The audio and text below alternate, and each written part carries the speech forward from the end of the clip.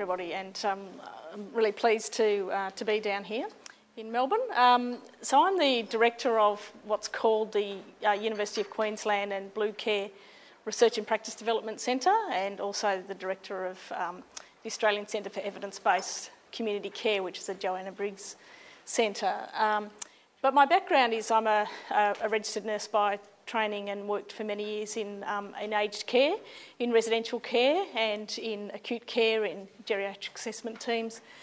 And about 20 years ago made the dip into palliative care as a researcher with Ian Maddox at the Southern Adelaide Palliative Care Service.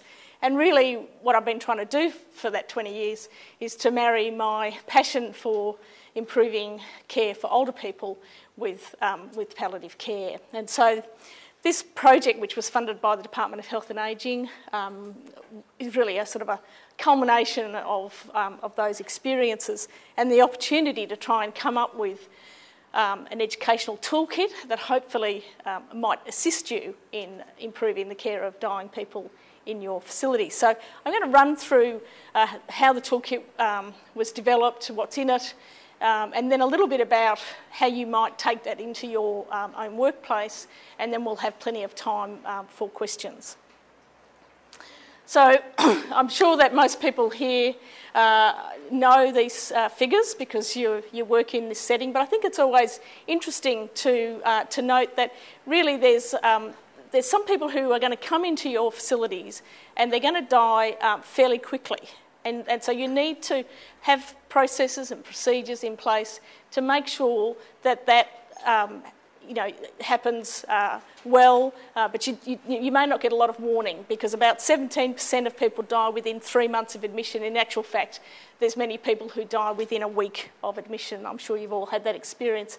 But you've also got people at the other end of the spectrum, people who might be there for 15, 20 years, and how do you manage their palliative approach? So we've got to cover a very dispersed group of people, and I think it's sometimes harder working in this setting than it perhaps is in specialist palliative care, where the client population is a little bit more defined, perhaps.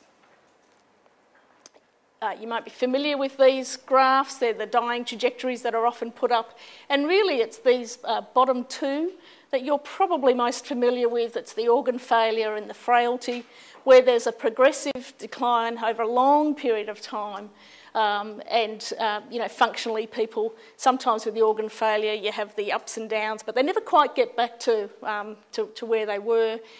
In terminal illness one, that's probably more your classic sort of cancer focus. But of course you do, in residential care, have the sudden deaths as well. So you do, as I say, have to cover a broad spectrum of the dying trajectories. So as I say, the aim of this project that led to the development of the toolkit was to take some guidelines that existed and trying to turn them into something that was actually usable.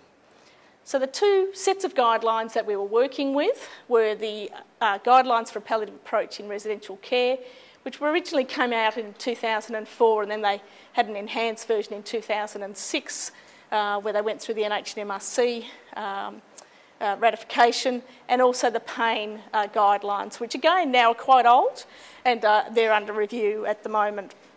So both these guidelines, while a bit dated now, the essence of what's in them is still valid for today's practice. So what we've thought about, the team, this project was conducted across 4 states. We had 9 residential care facilities, 3 specialist palliative care services involved, and we thought, what are the key things that if you were going to provide a palliative approach, should you be thinking about doing? And so we came up with these, what I'm calling 3 key processes of care. You'll be familiar with most of these. Advanced care planning, very topical, particularly in Victoria, where you've got the Respecting Patient Choices movement here.